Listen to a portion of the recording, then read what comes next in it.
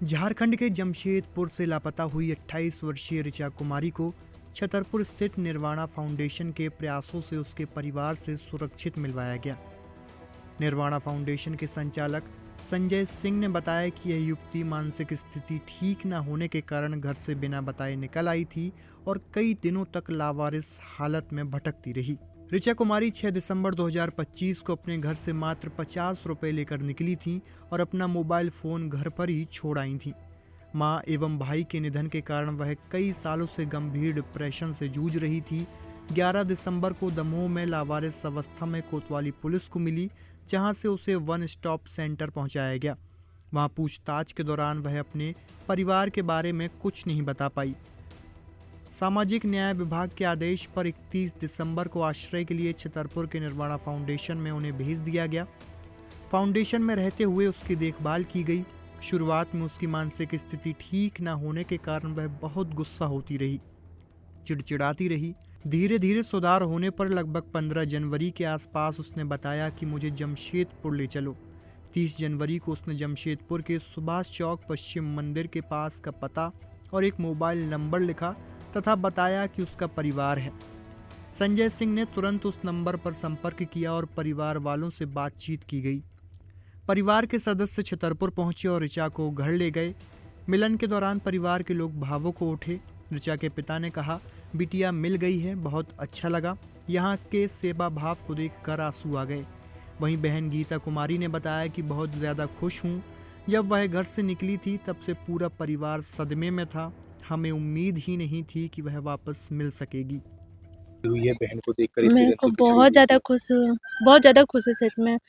क्योंकि जब वो निकली थी तब सच में मेरे को बहुत डर लग रहा था कि पता नहीं कहाँ होगी, कैसी होगी, किस हालत में होगी। जिस तरह से घर से निकली बिना बताए, हम लोग को ऐसा कोई आइडिया भी नहीं था कि वो इतने दूर आ जाएगी। लेकिन सच में हम इनको थैंक यू बोलना चाहेंगे कि इतने अच्छे से वो ख्याल रखें। हम खुद अभी इसको देख के बहुत ज़्यादा भावुक हो गए। मतलब बोलने के लिए शब्द नहीं है, बस थैंक यू। बहुत अच्छा लगा है। अब उसके लिए तो हम हमारे पास शब्द भी नहीं है। रही बात, हम जो भी बोलेंगे मुँह पर सामने सामने सुनो, हम कहेंगे कि मनुष्य बोलते हैं कि मनुष्य हैं सर जी, लेकिन हम तो बोलते हैं कि भगवान है, यही बोलेंगे। मिल गए, हमारा बहुत खुशी है सर।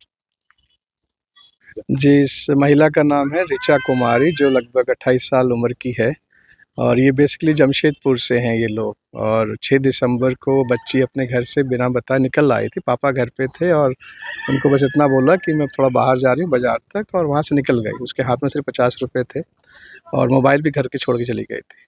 तो बेसिकली जो कहानी पता चली, वो डिप्रेशन में थी, क्योंकि 2018 में उसने अपना छोटा भाई खो दिया था, जो कि 17 साल का था। और माँ 2020 में चली गई थी अचानक से, वो भी बेटे के गम में चली गई थी। तो माँ और भाई का उसको बहुत डिप्रेशन में तब से चलती थी, और तब से जो कहानी पता चली, वो बहुत एकांत रहती थी, गुस्सा करती थी, कभी-कभी बहुत उदास रहती थी, लोगों से बातचीत नहीं करती थी, अपने में ही रहती थी।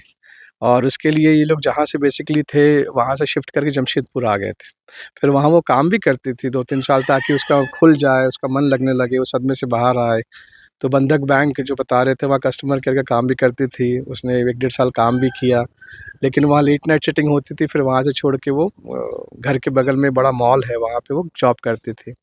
और 2 महीने पहले उसने जॉब छोड़ दिया था, और 6 नवंबर को, क्योंकि ये इनकी बड़ी बहन है, इनकी तबीयत ख़राब थी, ये अस्पताल में एडमिट थी, और 6 दिसंबर को वो घर से, पापा को बस घर पे थे, वहाँ से निकल गई। तो पापा और सबको लगा अपने दोस्त के यहाँ गई होंगी, तो 2-3 घंटा खोजा, जब नहीं मिली तो 9 बजे से लोग खोजना शुरू किया। रात भर बहुत खोजा, कुछ पता नहीं चला। फिर अगले दिन उन्होंने वहाँ जो थाना है, वहाँ इसके बारे में रिपोर्ट लिखवाई गुमशुदगी की। और फिर पुलिस प्रशासन में भी, परिवार ने, सबने खोजा हफ्ता 10 दिन, लेकिन कोई पता नहीं चला, क्योंकि वो बच्ची वहाँ थी नहीं। वो जमशेदपुर झारखंड राज्य से निकल के मध्य प्रदेश में आ गई थी। और 11 दिसंबर को वो दमोह में लावारिस मिली थी, जहाँ पे कोतवाली थाना पुलिस ने उसको लेके वन स्टॉप सेंटर दमोह में पहुँचाया था। और वन स्टॉप सेंटर जाने के बाद 1 हफ्ता उसको रखा गया, बहुत पूछा गया घर परिवार के बारे में, लेकिन वो कुछ बताते नहीं थी कि मुझे कुछ याद नहीं है। फिर 1 हफ्ता और बढ़ाया गया ताकि कुछ पता चले, तो उनका घर परिवार खोजा जाए। जब कुछ भी पता नहीं चला, तो उसने सिर्फ ये बताया, जमशेदपुर पूर्वी सिंहभूमि बताया था। तो उन्होंने जो भी कार्रवाई की है, वहाँ लेटर लिखा गया ताकि कुछ पता चले, लेकिन कुछ पता नहीं चला। उसके बाद इनको 31 दिसंबर को सामाजिक न्याय विभाग के आदेश पे आश्रय हेतु निर्वाणा फाउंडेशन छतरपुर में भेजा गया था। और वो साल का अंतिम दिन था, जिस दिन हमारे प्रभु जी हमारे पास आए थे। और गुस्से में थी, चिड़चिड़ाती थी। हफ्ता 10 दिन तो खूब गुस्सा रहती, चिड़चिड़ाती, उसको वही मनाना पड़ता था खाने के लिए, बेटा खाना खा ले, उठ जा, ऐसा कर। और बार-बार पूछती थी मेरा घर कहाँ है, मुझे घर पहुँचा दो। लेकिन हम लोग घर पता नहीं था किधर है। फिर 15 जनवरी के लगभग उसने कुछ बताया कि मैं जमशेदपुर से हूँ और बार-बार ज़िद करती थी मुझे जमशेदपुर ले चलो। और हम कोशिश करते ताकि थोड़ा आगे पता चले, लेकिन वो कुछ बताती नहीं थी और बोलती जमशेदपुर ले चलो। हम बोलते थे बेटा जमशेदपुर बहुत बड़ा शहर है, कहाँ ले जाएँ, कुछ तो लिख के बता हमें। और करते-करते समय निकलता गया, वो घुलने-मिलने लगी परिवार से, खेलती थी, कूदती थी, प्रार्थना करती थी, संगीत में बैठती थी। फिर 30 जनवरी को अचानक से वो पता नहीं उसको सुबह-सुबह आई नाश्ते के टाइम और बोली, "बाबूजी मुझे आप घर लेके नहीं जा रहे?" हमने कहा, "बेटा जमशेदपुर कैसे लेके जाएँ? थोड़ा आप कुछ लिखो पता वगैरह तो हम लेके चलें।" तो कागज़ कलम दिया, थोड़ा सोचते-सोचते से कुछ पता लिखा कि जमशेदपुर सुभाष चौक, शिव मंदिर के पास गुंजन बस्ती। तो उतना लिखा तो हमें थोड़ी उम्मीद जगी कि चलो शायद कुछ हो जाएगा। फिर हमने उसको और थोड़ा फुसलाया कि बेटा मोबाइल नंबर लिखो, क्योंकि पता सही है गलत हमको पता नहीं, और जमशेदपुर बहुत दूर है। तो करते-करते उसे मोबाइल नंबर लिखा। फिर थोड़ी देर के बाद आई, बोली आप जल्दी से फ़ोन लगाओ, मैं घर पहुँचाओ ताकि मैं घर पहुँच जाऊँ, मेरे घर परिवार सब कुछ है। फिर एक और नंबर दिया कि वो ना लगे तो इस वाले नंबर पे भी लगाओ। फिर थोड़ी देर बाद जब नंबर लगाया तो पहला तो बंद आया, दूसरे पे लग गया। उनसे बातचीत हुई तो वो उन्होंने बताया उसका कोई दोस्त का नंबर था कि हाँ, वो ऋचा 6 दिसंबर को चली गई थी और पूरे परिवार तब से खोज रहा, नहीं मिल रही है, बहुत बुरी हालत है, पिता बीमार है, खाना-पीना छूट गया, बहन का भी और भी बीमारी बढ़ती जा रही है। तो हमें लगा कि शायद भगवान जल्दी से मिला दे। फिर कैसे भी कुछ हमारे लोग थे वहाँ झारखंड में, उनसे हमने संपर्क किया, वो एड्रेस बताया कि वहाँ जाके खोजें, पता करें। फिर वो लोग उस स्थान पे गए, काफ़ी समय लगा खोजने में, फिर वहाँ से नंबर मिला इनकी बहन का। फिर रात को हमने 30 तारीख को ही खूब सारा फ़ोन लगाया, लेकिन वो अननोन नंबर था तो उठा नहीं रहे थे। फिर मैंने व्हाट्सएप से ही मैसेज किया, लेकिन व्हाट्सएप डिलीवर नहीं हो पा रहा था।